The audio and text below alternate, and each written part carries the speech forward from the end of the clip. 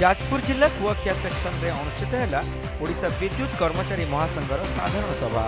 नवनियुक्त कर्मकर्ता को महासंघ पक्षर संबर्धना प्रदान।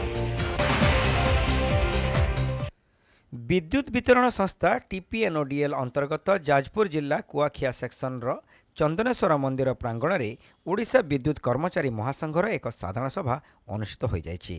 एथिरे सर्कल ऑर्गेनाइजर गोकुल चंद्र महापात्र सभापतित्व करथिले।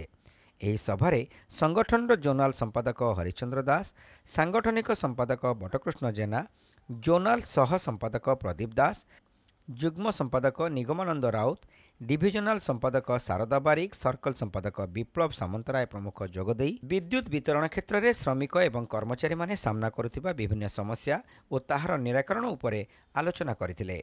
विशेषतः टीपीएनओडीएल अधीन कार्यरत व्यावसायिक सहयोगी बा बिजनेस एसोसिएट गुड़िकर कर्मचारी को सालारी सर्टिफिकेट प्रदान करने सह सेमानक निमंते 8 घंटार कार्यसीमा लागू, जरूरीकालीन सेवा पई अधिक दरमा एवं कार्यक्षेत्र में सुरक्षा उपकरण प्रदान उपरे गुरुत्व दिया जायतिला।